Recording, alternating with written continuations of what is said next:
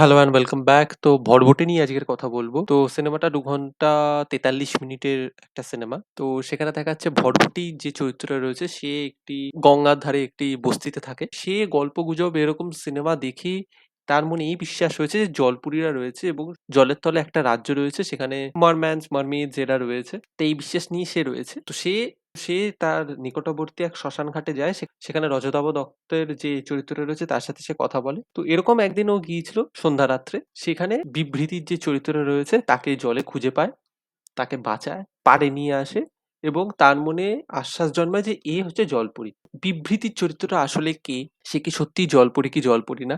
এবং এবং সে কেনই জলে ভেসে পাওয়া তাকে গেল এবং এরপরে ভটভটির জীবনে কি হয় কি না হয় সেই নিয়ে হচ্ছে পুরো গল্পটা। তো ২ ঘন্টা ৪৩ মিনিটের সিনেমা আমি আগেই বলে দিচ্ছি। পুরোটা জানতে হলে আপনারা সিনেমাটা দেখতে পারেন। Streaming for free on YouTube। YouTube এর প্লুটো মিউজিকের যে চ্যানেলটা রয়েছে সেখানে আপনার ফ্রিতে দেখতে পাবেন। নিচে আমি লিংক দিয়ে দেবো। তো সিনেমাটার পজিটিভ দিক এবং নেগেটিভ দিক যদি বলি, দেখুন সিনেমাটার ফার্স্ট পজিটিভ দিক, এখানে যে ফ্যান্টাসি এলিমেন্টটা রয়েছে সেটা very well shot and very well executed. Through out the movie একটা ফ্যান্টাসি এলিমেন্ট আপনি সেটা খুঁজে পাবেন এবং সেটা আপনার কালারিং এ হোক, এডিটিং প্যাটার্নে হোক এবং ব্যাকগ্রাউন্ড মিউজিকে হোক। যদি ব্যাকগ্রাউন্ড মিউজিকের যে মেইন থিম মিউজিকটা রয়েছে সেটা একটা পয়েন্টের পর আপনার ওভার ইউজ মনে হতে পারে। তো তাছাড়া যে ব্লু স্টেন্ট দেওয়া হয়েছে, যেভাবে শট টেকিং হয়েছে, যেভাবে পুরো সিনেমাটাকে শোকেস করা হয়েছে সেইটা খুব ড্রিমি। এবং তাছাড়া বিবৃতির এখানে একটা শট রয়েছে যেখানে সে আয়নার সামনে দাঁড়িয়ে থাকে এবং তাকে পুরো জলপরীর গেটআপে দেখানো হয়। সেখানে খুবই স্প্লিট সেকেন্ডের আপনার সিনটা। তো সেখানে খুব very well use of the makeup and VFX দুটোর অ্যামালগামেশন এটা।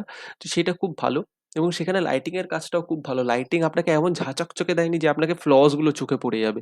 তো সেগুলোকে মাস্ক করা খুব ভালোভাবে হয়েছে এবং বিবৃতির যে চরিত্রটা রয়েছে সেটাকে সে যেভাবে দেখিয়েছে তার একটা ব্যাক স্টোরি রয়েছে, সেটা সেই সময় সে যেভাবে নিজেকে vulnerable এবং যেভাবে বিব্রত অবস্থায় দেখিয়েছিল সেইটা সে যেভাবে শোকেস করেছে তারপরে তার যে জার্নিটা রয়েছে সেটাও খুব ভালো।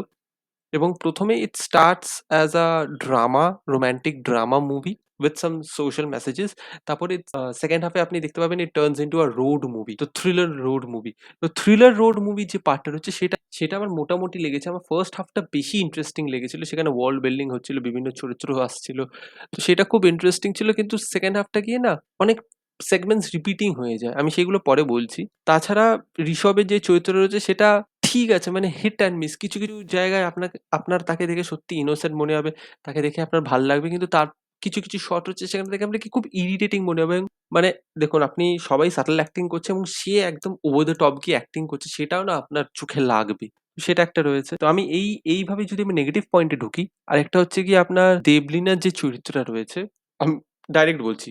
আপনার টাইটেল কার্ডটা দেখানো হলো এবং দেবলিনার চরিত্রটা একটা ডায়ালগ বলছে। তো টাইটেল কার্ডটা একটা পিচে দেখানো হলো, তার আগের শটটা একরকমের হলো। তারপর দেবলিনা যেই ক্যারেক্টারটা এলো, পাখিদি, সে যেভাবে ডায়ালগ বলছে এবং থ্রু আউট দ্য সিনেমা সে যেভাবে ডায়ালগ বলছে না মানে প্রচন্ড ওভার দ্য টপ এবং সেটা আপনাকে না will throw you out of proportion. কেন কি পুরো সিনটা একরকম হচ্ছে এবং সে অভিনয় আরেক রকম ভাবে করছে। বিবৃতির চরিত্রটাকে যখন সে খুঁজে পাচ্ছে সে বস্তির লোকেকে কনফ্রন্ট করছে ঋষভের চরিত্র। এবং সেখানে সবাই যেভাবে ডায়ালগ বলছে সেই তুলনায় দেবলিনার যে চরিত্র, যে ডায়ালগ বলার থ্রোইংটা রয়েছে সেটাও কোয়াইট লাউড এবং প্রচন্ড মোটা দাগের।